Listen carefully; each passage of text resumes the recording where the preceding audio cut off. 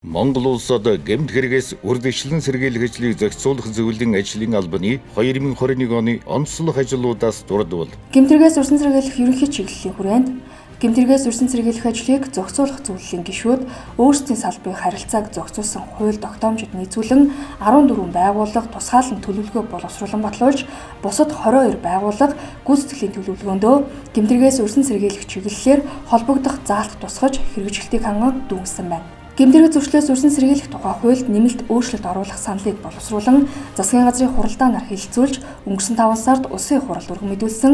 Улмаар улсын хурлын 12 дугаар сарын 16-ны өдрийн чуулганы нэгдсэн хуралдаанаар хэлэлцэж эцэслэн батлуулахаар хууль зүйн байнгын хороонд шилжүүлээд байна. Гэмтэрэг зөрчлөөс урьдчилан сэргийлэх тухай хуулийн 37 дугаар зүйлийн 37-гийн 3 дахь хэсэгт заасныг үндэслэн журам батлах тухай засгийн газрын тогтоолын төслийг боловсруулж засгийн газрын 109 дугаар тогтоолоор төрийн байгууллага албан тушаалтны үйл ажиллагаа олон нийтийн хяналтыг хэрэгжүүлэх журмыг баталсан. Иргэдийн оролцоо төслийн дэмжлэгтэйгээр ерөнхий боловсролын сургуулийн ахлах ангийн сурагчид, ихтэй сургуулийн эрх зүйн мэргэжлийн бус 1-2 дугаар курсын оюутнууд, мэргэжил сургалт үйлдвэрлэлийн төвийн суралцагчдад зориулсан эрх зүйн албан бус хөтөлбөрийн хэрэгжилтийн судалгааг хийж түүнд үндэслэн албан бус хөтөлбөр сургалтын 3 төрлийн хөтөлбөрийг боловсрууллаа.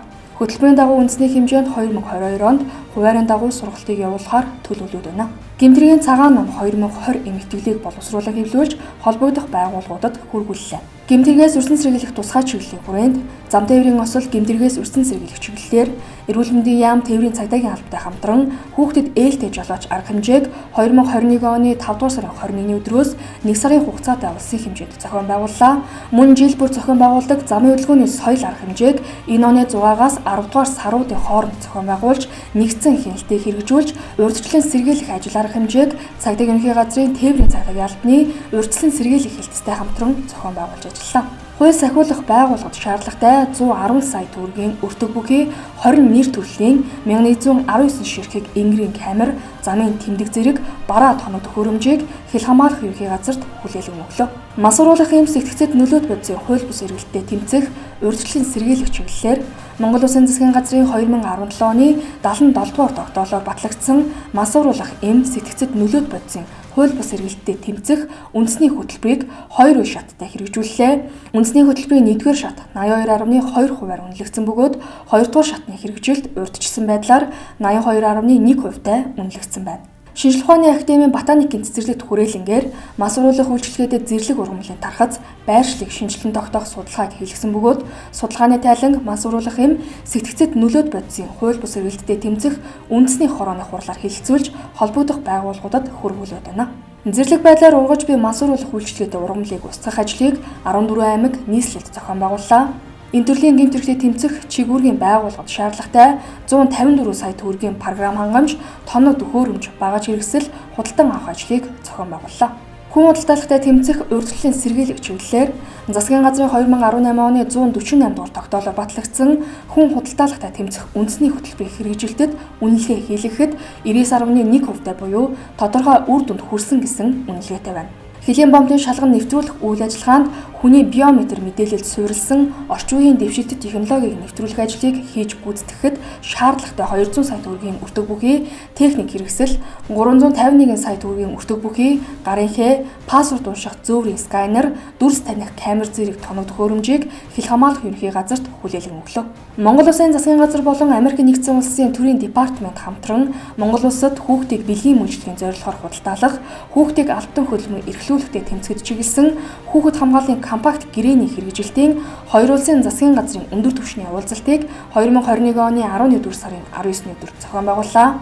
Энэхүү уулзалтаар хоёр улсын засгийн газар хүүхэд хамгааллын түвшлийн компакт гэрээг хэрэгжүүлэгч олон улсын байгууллагуудын төслийн хүрээнд гүйцэтгэсэн ажил арга хэмжээ, түүний үр дүн, цаашид анхаарах асуудлын талаар хэлэлцлээ. Хүүхэд хамгааллын үндэсний тогтолцооны зураглал гаргах суурь судалгаа, хүн худалдаалах түүнтэй төсөөтэй хэргийг хянан шийдвэрлэх ажиллагаанд дүн шинжилгээ хийх судалгааг тус хийж гүйцэтгүүллээ. Гэр бүлийн хүчирхийлэл, хүүхдийн эсрэг гэмтэргээс урьдчилан сэргийлэх чиглэлээр Монгол Улсын хэмжээнд нийт 715 хамтарсан баг 6065 гишүүнтэйгээр үйл ажиллагаагаа явуулж байна. 2021 онд хууль зүйн дотоод хэргийн сайдын төсвийн багцаас эдгээр хамтарсан багуудад 333 сая 200 мянган төгрөгийн санхүүжилтийг олгож дэмжлэг үзүүллээ. Хамтарсан багт 6207 кейс бүртгэгдэж 3084 кейс шийдвэрлэж 3281 кейстэй ажиллан 8100 гэр бүлд үйлчилгээ үзүүлж 1974 иргэний аюулгүй байдлыг хангаж 9321 хүүхдэд хамгааллын үйлчилгээ, 3017 иргэнд эмнэлгийн тусламж үйлчилгээ, 4932 иргэнийг зохих байгууллагуудад холбон зүйчилж үйлчилгээнд хамруулсан байна. Хөгжлийн бэрхшээлтэй хүний эсрэг үйлдэгдэж буй гэр бүлийн хүчирхийллийн чанарын судалгааг хөндлөнгийн судалгааны байгууллагаар гүйцэтгүүлж, судалгааны тайлангийн хилцүүлгийг 2021 оны 11-р сард зохион байгууллаа. Нийслэлийн цагдаагийн удирдах газрын харьяа төр хамгаалах байрны гэр бүлийн хүчирхийллийн зөвлөгөө тусламжийн 107 тусгай дугаарын утасны үйл ажиллагаанд хяналт үнэлгээ хэлгэлээ. Хүрээлэн буй орчны эсрэг гэмт хэрэгтэд тэмцэх, түүнээс урьдчилан сэргийлэх чиглэлээр гэмтэргээс урьдчилан сэргийлэх ажлыг зохицуулах зөвлөлийн ажлын алба, дотоод иргэн их сургуультай хамтран хүрээлэн байгаа орчны эсрэг гэмт хэрэг зөрчлийн мэдээллийн нийгмэл байдал, уялдааг хангах боломж судалгааны тайлангийн хилцүүлгийг 2021 оны 5 дугаар сард зохион байгууллаа. Мал хулгайлах гэмт хэрэгтэд тэмцэх, урьдчилан сэргийлэх чиглэлээр малчдын эрх зүйн мэдлэгт суурилсан малчин танд гарын авлагыг 1500 ширхгийг хэвлүүлж орон нутгийн салбар зөвлөлөөр дамжуулан малчдад түгээлээ. Энэ төрлийн гэмтэргээс урьдчилан сэргийлэх чиглэлээр 2 иргэн 16 аж ахуй нэгж 18 мах боловсруулах үйлдвэр мах нядалгааны газруудад 360 градус эргэдэг 307 сая төгрөгийн өртөгтэй 115 хяналтын камерыг аж ахуй нэгж байгууллагын зардлаар суйрлуулан цагдаагийн байгууллагын хяналтын камерыг нэгдсэн сүлжээнд холбоод байна. Архитан согтуурахтай тэмцэх, урьдчилан сэргийлэх чиглэлээр Эрүүл мэндийн сайд, хууль зүйн дотоод иргэн сайдын хамтарсан 2020 оны 12 дугаар сарын 11-ний өдрийн А-дроп 580, А-дроп 228 дугаар тушаалыг үндэслэн согтуурах донтой хүнийг хорт зуршлаас татгалзуулах, сэтгэц нийгмийн сэргээн засах тусламж үйлчилгээг сайн дурын үндсэн дээр цаваан мөргөл сувилийн газарт гэр бүл хүүхэд залуучуудын хөгжлийн газар, наркологийн төв эмнэлэг, төрийн тусгай албаагчдын нэгдсэн эмнэлэг, цагдаагийн ерөнхий газар, хил хамгаалах ерөнхий газар, шүүхийн шийдвэр гүйцэтгэх ерөнхий газрын оролцоотойгоор хамтран зохион байгуулж 104 хүнийг эмчлээд байна. Эрүүлжүүлэх, саадуулах, баривчлах байрны орчин үйлчлэгийг сайжруулахад анхаарч 38 нэр төрлийн нийт 140 сая төгрөгийн өртөг бүхий тоног төхөөрөмжийг холбогдох байгууллагуудад хүлээлгэн өглөө. Соён гэгэрүүлэх чиглэлээр Монгол Улсад бүртгэгдсэн гэмтэргийн тоон мэдээллээр нийт 69 инфографикийг бэлтгэж зариг цэгмэн, товч цэгмэн, эвүүр цэгмэн, айтом цэгмэн, ньюс цэгмэн, эл ньюс цэгмэн, төр цэгмэн, залуу.com цэгмэн, зөв цэгмэн, өргөх цэгмэн зэрэг цахим сайтаар дамжуулан гэмтэргээс урьдчилан сэргийлэх мэдээллийг олон нийтэд хүргэж байна. Гэр бүлийн хүчирхийлэлд тэмцэх тухай хууль, гендерт суурилсан хүчирхийллийн хор уршигын талаар нийгмийн хандлагыг төлөвшүүлэх зорилгоор 20 клуб төрийн бас байгууллагатай хамтран эр хүн бие гэртээ соён гэгэрүүлэх арга хэмжээг 1 сарын хугацаанд зохион байгууллаа.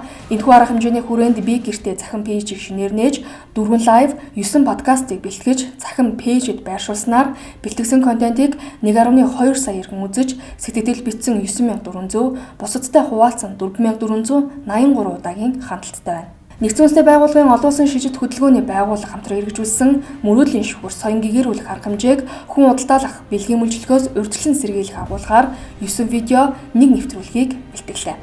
Бэлтгэсэн контентийг нийгмийн сүлжээн дэх мөрөөдлийн шүхэр захин хуудсанд байршуулж давхарсан тоогоор нийт 194 мянган хүнд хүрсэн байна.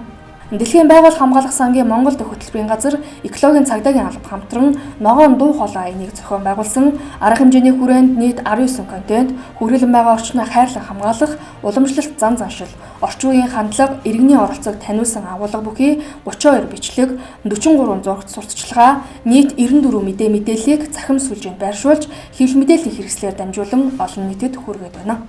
Олон улсын эрх зүйн хөгжлийн байгууллага Namotic Content хамтран зөвлөгөө мэдээлэл тусламжийн Family Center цэгмийн захим сайтыг нээн ажиллуулж байна. Захим сайтын нээлтийн үйл ажиллагаанд зориулж 1 цагийн шууд дамжуулалтыг бэлтгэж олон нийтэд мэдээлэл хүргэлээ. Мөн нэр бүхий 10 захим сайтаар шууд дамжуулалтыг хийлгэж давхарсан тоогоор 2.1 сая хүнд хүрээд байгаа юм а. Гендер суурилсан хүчирхийлэлд тэмцэх 16 хоногийн аяныг хүчирхийлэл хүн бүрт хамаатай урайндор зохион байгуулж олон нийтийн мэдлэг ойлголтыг нэмэгдүүлэх, хууль сурталчлах нэгдсэн арга хэмжээ зохион байгууллаа. Энэ аяныг өгдөж нэгдсэн үндэсний байгууллагын хүн амын сан, Швейцарын хөгжлийн агентлагийн санхүүгийн дэмжлэгтэйгээр нарны сүүдэр уран сайхны киног бүтээлгэж, өргөн нэвтрүүлгийн 29 телевизийн суугаар олон нийтэд түгээлээ. 2021 оны 12 дугаар сарын 30-ны өдрийн байдлаар Нарны сүдэр уран сайхны киног нийт 180 мянган хүн үзэж, 1007 сэтгэл бичиж, 6 мянга гаруй хүн буцадтай хуваалцсан байна. Гэр бүлийн хүчирхийлэлд тэмцэх тухай хуулийн хэрэгжилтийг хангах, эрчимжүүлэх зорилгоор гэр бүлийн хүчирхийлэлд тэмцэхэд олон талт хамтын ажиллагаа үндэсний 4-р чуулганыг Улаанбаатар хотноо зохион байгууллаа. Уг чуулганд 21 аймаг, нийслэл, 9 дүүргийн иргэдийн төлөөлөгчдийн хурлын дарга бөгөөд гэмтэргээс өрсөн цэргийлэх ажлыг зохицуулах салбар зөвлөлийн дарга нар, аймаг дүүргийн гэр бүл, хүүхэд, залуучуудын хөгжлийн газрын ажилтнууд, орон нутагт цагдаагийн албан хаагч нар нийт 300 хүн оролцлоо. Гэмтэргээс өрсөн цэргийлэх ажлыг зохицуулах зөвлөлийн ажлын албанаас 2021 онд хэрэгжүүлсэн онцлог ажлуудыг танилцууллаа.